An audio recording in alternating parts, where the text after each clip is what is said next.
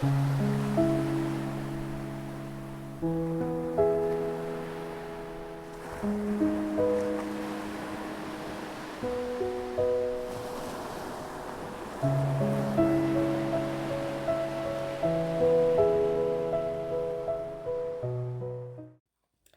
I'm Georgia. Thanks for joining me again.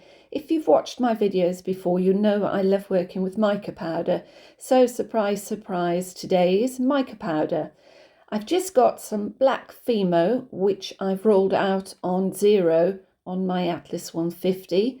And I'm taking some Perfect Pearls mica powder in Forever Green and just randomly putting dots all over the black clay.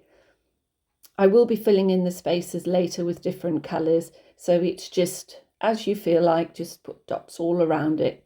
This one, I don't know where I got this from, but it's the most gorgeous, gorgeous shade of magenta, and you can see on the left there where it catches the light, so pretty, and it's also colour changing as well, so depending on how the light is facing it, it will change colour.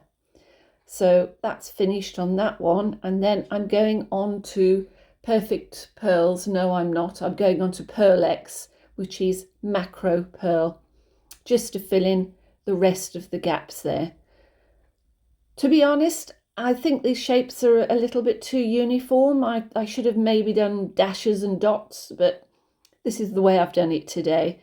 And I have spilt a little bit there, but the beauty of clay is when you come to cut out, you can always avoid the areas that you don't like. So just touching up again with that Forever Green, all in the little spaces. So hopefully that's completely filled up when we look at it. There we go. Look how that catches the light. So pretty. Very, very pretty. Next, I'm going to take my cutting blade and I'm going to take it blunt side down but before I do that, I'm pressing that mica powder in with kitchen towel. There we go. So that's the blunt side of the cutting blade, and I'm doing random cuts all across, obviously not going right through the clay. And that actually just brings out the little black parts of the clay as a background. There you can see just random cuts, and that light just captures that beautifully. Once again, I try and press all that mica powder down into the clay. Quick flash there of the lights, and onto the cutters. I tend to like doing a mixture of long and smaller cutters, and on cue my dog is back in the background again, looking for attention, but hopefully you won't hear her, so I think I'll speed this bit up anyhow. Do all those, cut them out, finding more cutters. That's a lovely, almost like a shield shape, and that shows the pattern off nicely. And then the usual teardrops, which everybody seems to like. Okay, and small little ones too to fill in the blank spaces. Right, next I will take these.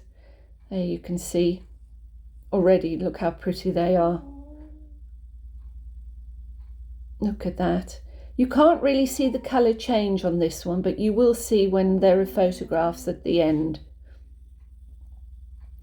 So if I remove those with the sharp side of the blade and tidy them up, and always tidy as much as you possibly can to save yourself loads of sanding later.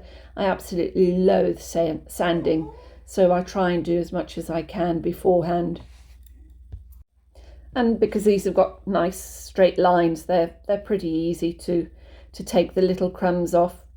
I'll put them on a baking tray which has got a piece of card at the bottom. I'll then put a piece of printing paper, white printing paper, over those, and then another tile on top of it to keep them flat. And this is what they look like. I hope you've enjoyed this. Please press that subscribe button if you have, and you'll see more of these once I get to do them. Thanks for your time. Bye.